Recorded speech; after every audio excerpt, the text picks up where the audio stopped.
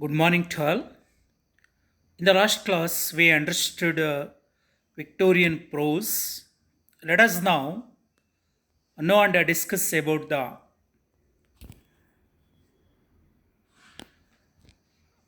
prose form.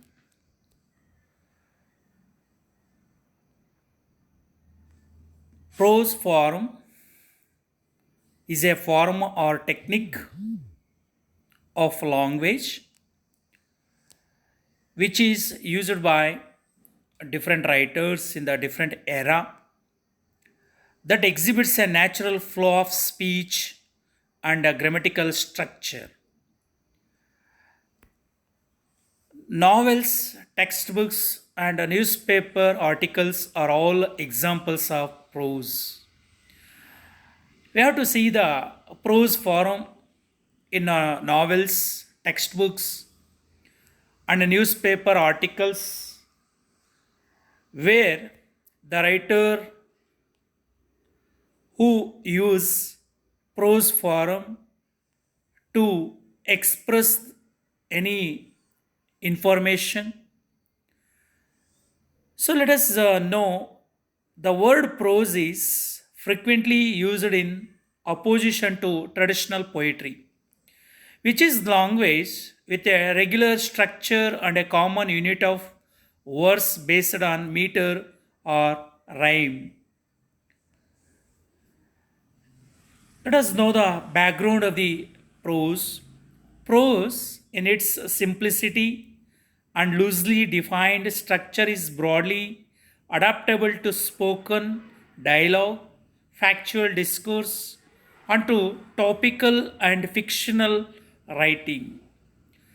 The prose form is generally used in the dialogues, sometimes spoken dialogues, especially factual discourses. If any person who wants to describe or analyze the facts, he can use the prose form, and also some topical subjects or topical information when we have to use the prose form.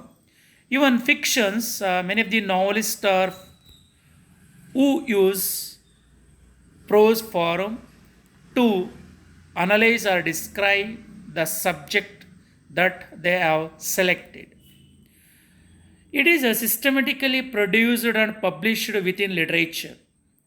Prose is an important technique in literature.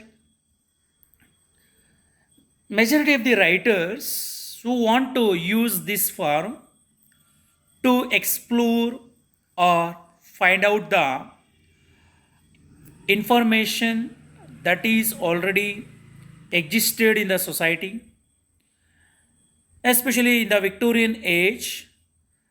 Prose writers who want to show the problems and conditions of the society that was that were existed in the society in their essays as well as proses, so that it is systematically produced.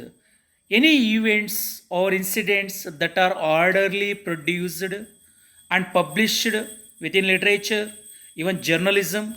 In journalism, we have to see newspapers, magazines, and broadcasting, where we have to see the prose form, not the poetry.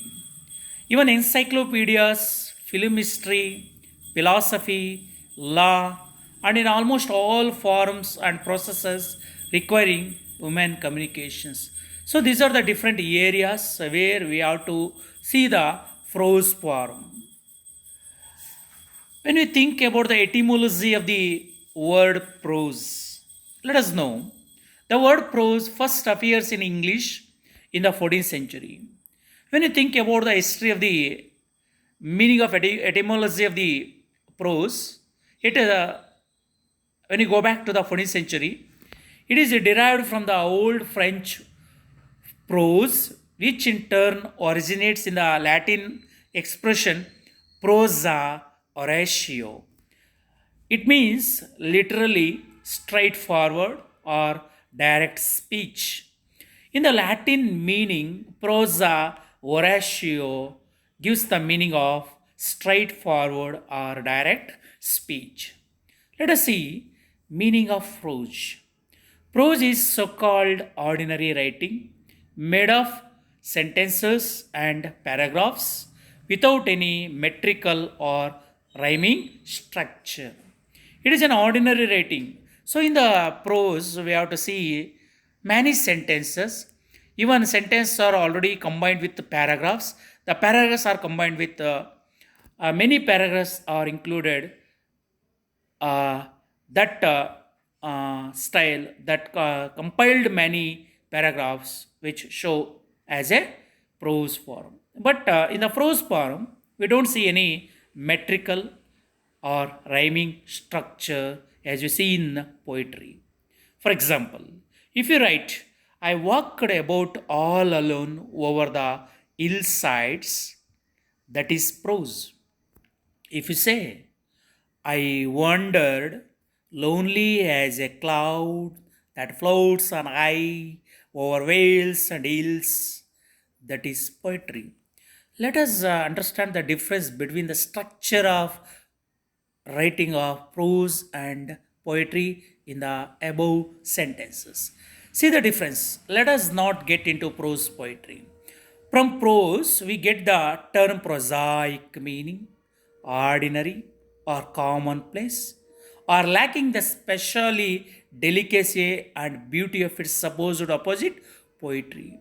But in poetry, we have to see some the beauty, some aesthetic sense, and also delicacy, but that we don't see in prose form, where we get only prosaic or ordinary or common meaning.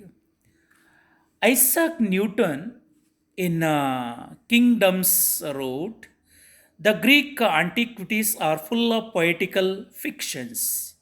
Because the Greeks wrote nothing in prose, before the conquest of Asia by Cyrus the Persian, then Pericles, Cyricius, and Cadmus Milesius introduced the writing in prose. Let us know the structure of prose. Prose lacks the more formal metrical structure of verse that can be found in traditional poetry. As we already discussed, in prose we don't see any metrical structure. We see the metrical structure in poetry. Prose comprises full grammatical sentences, which then constitute paragraphs, while overlooking aesthetic appeal, whereas poetry often involves a metrical or rhyming scheme. In the poetry, we have to see the metrical or rhyming scheme, but that we can't see in prose. But we don't have a lot of aesthetic appeal in sometimes in prose, but we see it in poetry.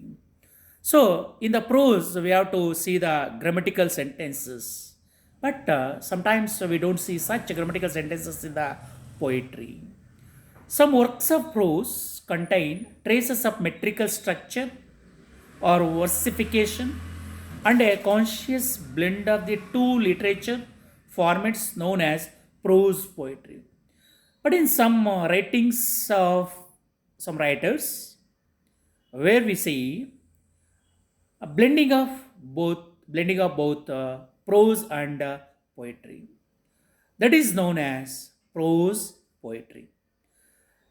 Verse is considered to be more systematic or formulaic, whereas prose is the most reflective of ordinary, means conversational, that speech. On this point, Samuel Taylor Coleridge jokingly requested that novice poets should know the definitions of prose and poetry. That is, prose words in their best order, poetry the best words in their best order. So let us know the different types of prose. There are many types of prose that are existed in literature or in other fields. They are included non-fictional prose, heroic prose, prose poem, polyphonic prose, alliterative prose, prose fiction, and village prose in Russian literature. These are the different types of prose forms. A prose poem is a composition in prose that has some of the qualities of a poem.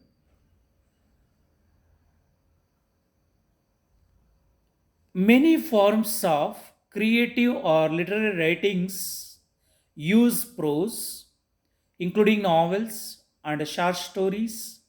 Writer Truman Capote thought that the short story was the most difficult and disciplining form of prose writing extant. Here, prose is used as an important form in literature, especially in literature in the different genres like novels, drama, especially novels, essays, and prose, where we have to see the prose forms. And in the dramas, sometimes some dramatists to use both prose poetry or prose poem form. So in this way, prose as an important technique that is used by many writers to analyze or describe their opinions, ideas, and their thoughts in their literary works. So, in this class, we have understood what is the meaning of prose and its background. Thank you.